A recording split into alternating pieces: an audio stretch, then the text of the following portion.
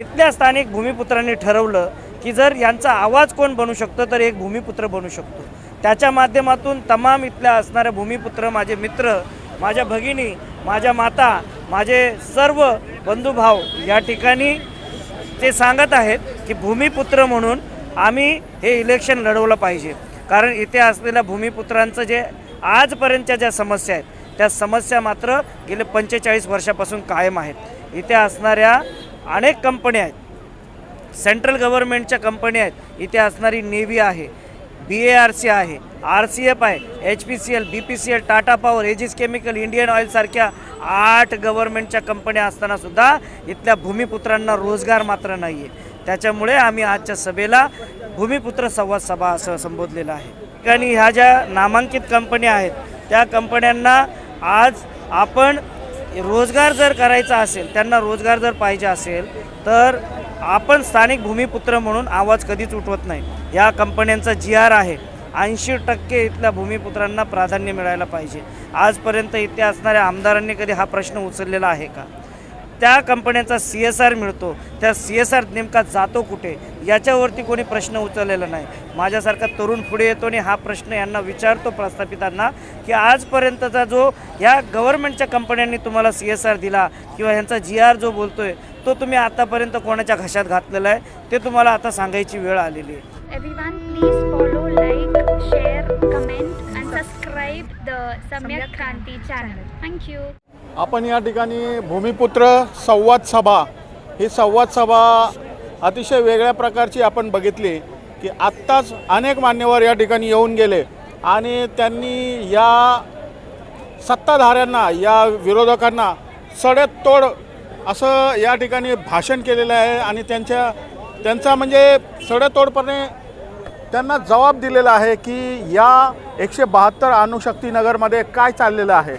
या ठिकाणच्या झोपडपट्ट्या असतील, या ठिकाणचं ट्रॅफिक असेल, या ठिकाणचे रोजगार असतील, या ठिकाणचे आरोग्य असेल, या सगळ्या प्रश्नाची या ठिकाणी चांगल्या प्रकारे या ठिकाणी कानउघडणी केलेली आहे सरकारची।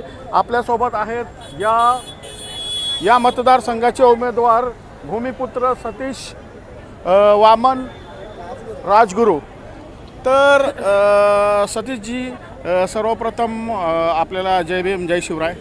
जय भीम, जय शिवराय। आपण एक भूमिपुत्र म्हणून या ठिकाणी निवडणूक लढवत आहात। भूमिपुत्र म्हणजे नेमकं काय आणि या सभेला भूमिपुत्र असंच का नाव दिलं आहे? त्याच्या पाठीमागे कारण आहे।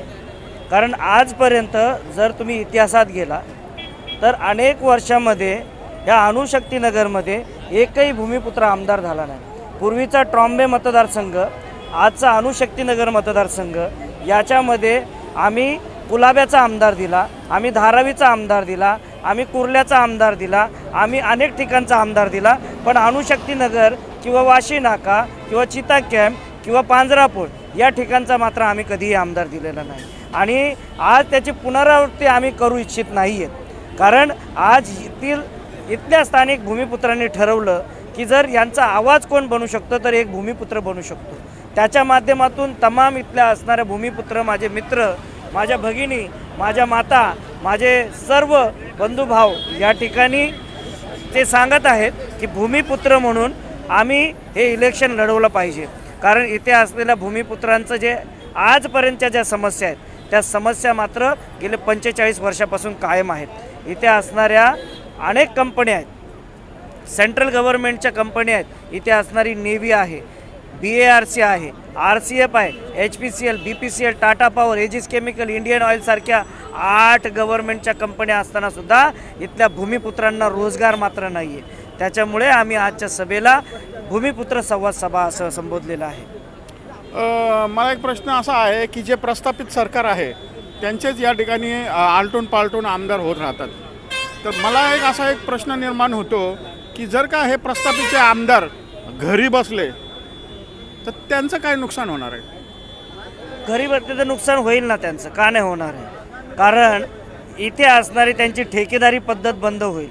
जे ठेका देतात, ज्यांना जे कामं मिळतात, डेव्हलपमेंटची कामं मिळतात, यांचे 20%, 10%, 30% ठरलेले असतं आणि एवढा जर त्याचा ठेका किंवा त्याचा टक्का त्याच्यामधल्या ह्या जर आमदारांना मिळत असेल तर मात्र त्यांचा घर कसं चालेल, उद्या येणारे त्यांचे मुलं कसे नगरसेवक होतील, आमदार बनतील, खासदार बनतील, यांचं प्रश्नचिन्ह त्यांच्यासमोर निर्माण होईल. आणि आज यांना भीती वाटते की सतीश राजगुरू नावाचा एक तरुण पुढे येतो आणि तो भूमिपुत्र म्हणून इलेक्शन लढतो. मग इथे असणारा आमचा उत्तर भारतीय असेल, बिहारी असेल, आमचा इथे असणारा महाराष्ट्रीयन मराठी माणूस असेल, इथे असणारा आमचा मुस्लिम बांधव असेल, इथे असणारा आमचा ख्रिश्चन बांधव असेल, इथे असणारा आमचा बौद्ध बांधव असेल, यांनी मात्र ठरवलेलं आहे हे आमदार खासदार जे कोणी प्रस्थापित आहेत यांना मात्र आता घरी बसवल्याशिवाय पर्याय उरलेला नाही आहे. तुम्ही मगाशी भाषणातून म्हणाला की या ठिकाणचे जे लोक आहेत त्यांना हाऊसकीपिंगची कामं करावी लागतात,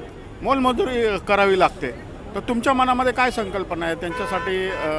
कशा प्रकारचं काम तुम्ही भविष्यामध्ये देणार आहे? ते सुशिक्षित आहेत का, ते शिकलेले आहेत का?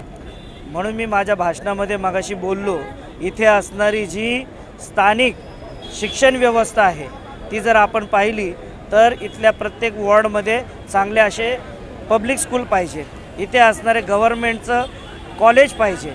जर ह्या पद्धतीने जर मुलांचं शिक्षण चांगलं झालं तर नक्कीच इथला भूमिपुत्र मात्र चांगलं शिक्षण घेऊन या ठिकाणी रोजगार मिळवेल.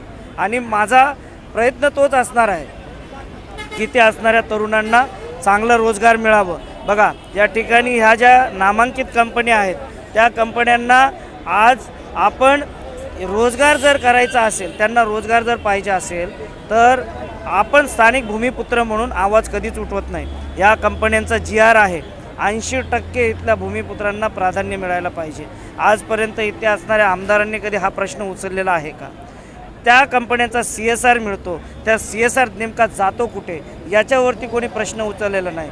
माझ्यासारखा तरुण पुढे येतो आणि हा प्रश्न यांना विचारतो प्रस्थापितांना की आजपर्यंतचा जो या गव्हर्नमेंटच्या कंपन्यांनी तुम्हाला CSR दिला किंवा ह्यांचा GR जो बोलतोय तो तुम्ही आतापर्यंत कोणाच्या घशात घातलेला आहे ते तुम्हाला आता सांगायची वेळ आलेली आहे. आणि तो आज जाब आमच्या इथला तरुण विचारतो आहे. आमच्या इथला तरुण भूमिपुत्र भांडत आहे. ह्या सगळ्या गोष्टींची यांना भीती आहे. मी मगाचपासून सांगतोय की माझ्या इथल्या असणाऱ्या माता भगिनी आजही धुणी भांडीचे कामं करत आहेत. त्यांचे हात कोण सक्षम करणार आहे? 60 वर्ष झाल्याच्या नंतर त्यांना पेन्शन योजना नाही, त्यांच्या घरामध्ये कोण आजारी पडलं तर विमा योजना नाही, त्यांच्या मुलांना फ्रीशिप स्कॉलरशिपसारखं कोणती अशी तरतूद करून ठेवली नाही. इथं असणाऱ्या आमच्या घरांचा प्रश्न हा कायम सातत्याने समोर आम्हाला भेडसावतोय. 53 SRA इथे पेंडिंग आहेत. त्या SRAवरती कोणी बोलत नाही. SRA पेंडिंग का राहतात? कारण इथे असणारे हे प्रस्थापित त्यांचा स्टेक मागतात, त्यांची टक्केवारी मागतात, त्याच्यामुळे इथे असणारा SRA मात्र पेंडिंग होतो. आणि आज आमच्यासारखे तरुण पुढे येत आहेत, यांना जाब विचारत आहेत, यांना लाज वाटायला पाहिजे. हे कायम भस्म्या झाल्यासारखे वारंवार पुढे येतात. मला वाईट एका गोष्टीचं वाटतं की ज्या आमच्या भगिनी इथे असणारा इलेक्शन लढत आहेत त्यांचे वडील गेले 3 वेळेसचे आमदार आहेत, 2 वेळेसचे अणुशक्तीनगर विधानसभेमध्ये आहेत, 1 वेळेस ते कुर्ल्यामध्ये होते.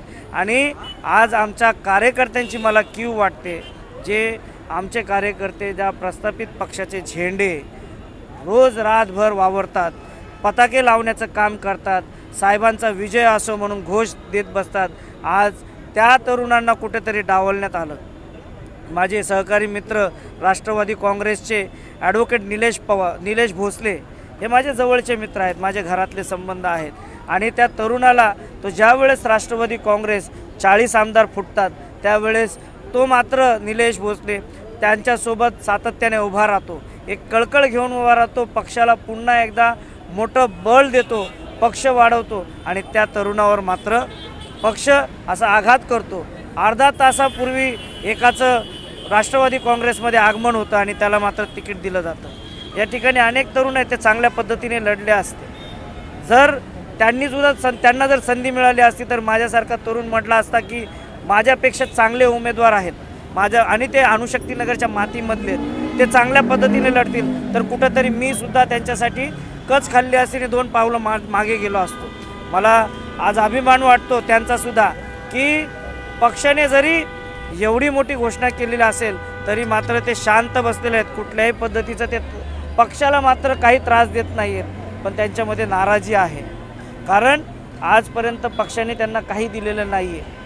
अशा तरुणांना संधी एकमेव मात्र माझ्यासारख्या गरीब तरुणाला संधी देण्याचं काम वंचित बहुजन आघाडीचे नेते श्रद्धेय प्रकाशनाथा बाळासाहेब आंबेडकरांनी केलं. मला म्हणाले, बाळासाहेब मला स्वतः बोलून म्हणाले, सतीश रस्त्यावरची लढाई आता विधिमंडळात जाऊन लढ. एवढा शब्द माझ्यासाठी खूप मोठा होता आणि मी तो खरं ठरवेल. मला असं माझ्या मित्रांनी जे माझ्या सपोर्ट करतायत, जे माझ्याबरोबर 24 तास आज प्रचारामध्ये असतात, त्यांनी मला दाखवून दिले की बाळासाहेबांचा शब्द खरा करायला हवा. या माध्यमातून आम्ही लढतो. मटका, दारू, गांजा, गुन्हेगारी हे सगळे प्रश्न या ठिकाणी आहेत का? आणि कायदा न्यायव्यवस्था कशी आहे या ठिकाणची? बघा, कायदा सुव्यवस्था अणुशक्तीनगरमध्ये खूप चांगली आहे. जर आपण या ठिकाणचे 4ही स्थानिक पोलीस स्टेशन जर पाहिले तर NDPS सारखे गुन्हे रोज नोंद होतात. त्याच्यामध्ये अनेक जे व्यसनाधीन झालेले मुलं आहेत त्यांना कुठेतरी चांगलं माध्यम मिळतं आहे पोलिसांच्या माध्यमातून. आमचे पोलीस मित्रसुद्धा त्या चांगल्या पद्धतीने काम करत आहेत. महिला भरारी पथक असेल, आमचे निर्भया पथक असेल, ते सुद्धा नेहमी वारंवार विभागामध्ये येऊन काउन्सिलिंग करण्याचं काम मात्र करतात. मी खऱ्या अर्थाने त्यांचं अभिनंदन करेन. कारण ज्या पूर्वी जी गुन्हेगारी पार्श्वभूमी अणुशक्तीनगरमध्ये होती, जी व्यसनाधीनता अणुशक्तीनगरमध्ये होती, ती मात्र आता कमी होताना दिसते. तरुण विचार करतोय, स्वतःच्या घरचा विचार करतोय, व्यसनामधून बाहेर पडण्याचा विचार करतोय, शिक्षण पुन्हा एकदा तो सुरू करतोय. आमच्यासारखे तरुण त्यांना हेल्प करतायत आणि नक्कीच एक उद्याचा दिवस असा येईल की अणुशक्तीनगर व्यसनमुक्त असेल. हा मी तुम्हाला ठाम विश्वास आहे. तर अशा प्रकारे या ठिकाणी अणुशक्ती नगरमधील उमेदवार आहेत, त्यांनी या ठिकाणी एक आव्हान उभं केलेलं आहे. आपण या ठिकाणी बघू शकता की त्यांच्या मागे कार्यकर्त्यांची फौज आहे आणि हे कार्यकर्ते रात्रंदिवस या ठिकाणी झटत आहे. आणि या विधानसभेला आपण बघू शकता हे झेंडे घेऊन जात आहेत कार्यकर्ते. या ठिकाणी कोणी खुर्च्या उचलत आहे. आपण बघू शकता हे सगळे जे कार्यकर्ते आहेत हे पैसे देऊन आणलेले नाहीत. हे कार्यकर्ते स्वतःच्या स्वयंस्फूर्तीने या ठिकाणी आलेले आहेत. आणि जर का आपण असा आमदार विधानसभेत निवडून दिला नाही तर हे एक समाजाचं खूप मोठं या समाजाचं एक नुकसान होण्यासारखं आहे असं या ठिकाणी दिसून येतं आहे. मी या ठिकाणी भूमिपुत्र संवाद सभाच्या या मेळाव्याच्या निमित्ताने सर्वांना म्हणजे यांना शुभेच्छा देतो की त्यांनी बाळासाहेबांचं जे स्वप्न आहे ते स्वप्न पूर्ण करण्यासाठी एक पाऊल उचलावं आणि विधिमंडळामध्ये आपला एक आमदार निवडून आणावा. धन्यवाद. जय भीम, जय संविधान.